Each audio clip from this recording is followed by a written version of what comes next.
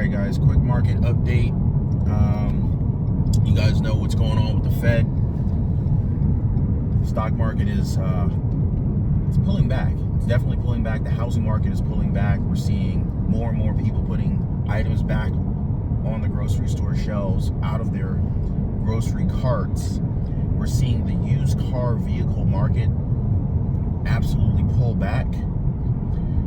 It looks like we're starting to see more and more of the effects in the economy from the rate hikes that Fed Chair Jerome Powell has been implementing over the past, 6 months or so. So we're expecting another huge rate hike coming from Jerome Powell and the Fed this month. It may be this week, it may be next week. I don't know the exact date that they're releasing these new interest rate hike updates, but we're expecting anywhere between 0.5 point and 0.75 point rate hike. Now, here's the thing, guys. We're seeing big changes in the real estate market right now, and I was looking at several different listings. Now, of course, real estate it's local. It's very local, so some housing markets are going to be performing better than others, and at the same time, some housing markets are going to be underperforming more than others. This is going to affect renters. This is going to affect home buyers. This is going to affect home sellers. There's no one who will be unscathed. Everyone will feel some pain. And this is exactly what we were warned about from Fed Chair Jerome Powell. He said that Americans are going to feel pain, and we're starting to see it now.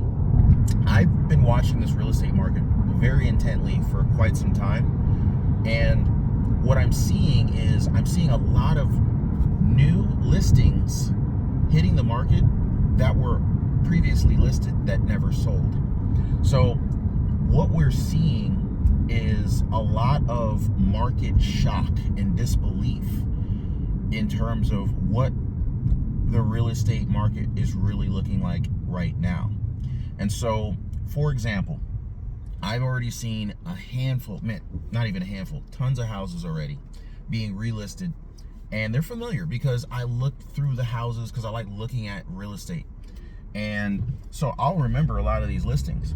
And then when I see a new listing, I'm like, that looks familiar. It's new.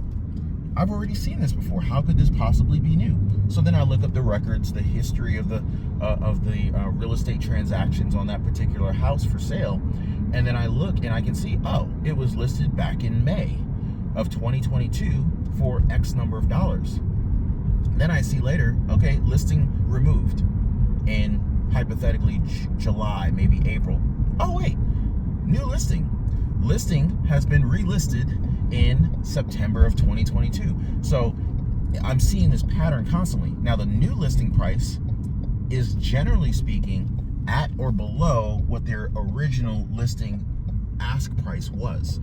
So what we're seeing is a lot of these home sellers, a lot of sellers are hitting the market with their asking price and they're not getting it. And so it's like only the most desirable properties are being sold right now. And this begs the question of what exactly is happening. Now, of course, there's the obvious. We realize that the interest rates have been increasing. Fed Chair Jerome Powell is raising interest rates. And so what's happening is that there's a few things. Number one, sellers used to be able to just list any old property on the market and get a buyer. And not only would they get a buyer, they get multiple buyers, multiple offers. And a lot of sellers are in disbelief about where we are right now in terms of the state of the housing market. Buyers are not lining up, bidding and outbidding one another to buy a house anymore. That train has unfortunately left the station for sellers. So there's a number of reasons why that's happening.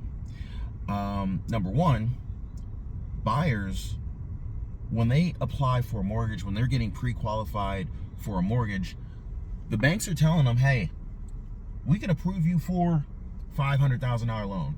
We can approve you for $1 million loan, whatever the case may be. But here's the thing, psychologically, number one, even if the bank will still give you a loan for the amount of the home to be able to purchase the home, buyers don't like the idea of being told, trying to park this car without curbing my wheels. Certainly don't want to have to replace any tires or rims, similar to Kevin having to replace his nearly $500 tire the other day. But anyway, so buyers, they're originally told from the banks, hey, yeah, we'll approve you for $500,000 loan. Then interest rates get raised. Thank you, Jerome Powell. All of a sudden, the bank can no longer provide you a $500,000 loan because your debt to income ratio is now not supporting this new monthly mortgage payment that would be provided to you thanks to the higher interest rate. So this higher interest rate is now lowering your buying power. So the bank is now saying, okay, we can only give you $450,000 loan. So now, unless you can come up with an extra $50,000 down payment, you're no longer looking at $500,000 houses. So that's less desirable, and you're paying the same amount for less house. So that's really, really unattractive to buyers. Even if the buyer could get approved for the $500,000 loan, if the mortgage rates go up, then your mortgage payment is going higher. So that's unattractive. Even if you could still get the loan, it's like, hey, this house I was looking at, or this price point, used to be, say, $3,000 a month, and now the same house is $3,400 a month, $3,500 a month. So who wants to sign up for that, to pay an extra $400 or $500 a month for the next 360 months or 30 years? Here's another thing. Sellers, they're listing their houses like, hitting the market without refreshing these houses that need updates. And these are the sellers that are still in denial of where we are in the housing market. I've seen a number of houses that fit this criteria. So house hits the market, and I'm looking at this house and I'm like, wow, they need to fix this, they need to fix that. Carpet needs to be replaced, paint, fixtures. I mean, just, I might see water stains in the ceilings. So there's clear evidence that the house has not been maintained. And if you want to list a house in this market, unless you're going to give it away in terms of like lowering the price tremendously, you need to invest some money into the property to bring it up to a point of being more attractive to a prospective buyer and to improve its curb appeal.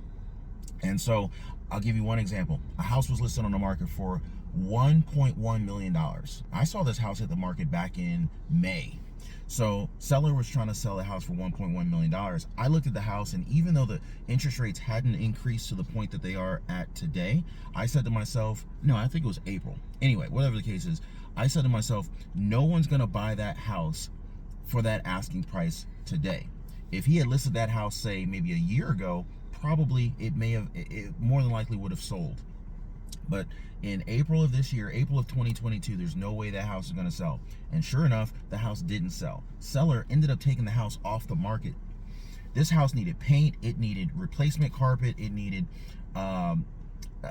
just the whole house was just really, really it was just old and neglected. So the seller took the house down after being on the market for about 45 days or so. Now, at that time, houses in the area were going under contract within 15 days on the market. So for a house to sit on the market for 45 days, that was clearly something was wrong with the house or the price or both. So the seller relisted the house on the market again for the same price with no changes 2 months later. So they listed it in, say, April, they relisted it in June, and they were asking $1.1 million. No changes, but this time they listed it for sale by owner. No luck. It looked like the seller basically said, hey, I'm going to try to save out on some real estate fees, on these real estate commissions from the real estate agents. He decided to list it for sale by owner. It didn't sell after another 45 days. So he's wasted 3 months already listing the house and not getting it sold. I just saw this house hit the market again just the other day, just yesterday or the day before yesterday. He is now asking $900,000, $200,000 less than his original asking price. Now, this seller could have invested, say, $50,000 between paint and carpet, and drastically improved the likability of this house. It could have benefited from a little bit of, paint of the exterior trim, and that could have easily improved the curb appeal of the house. The biggest problem with this house, in my opinion, was paint, carpet.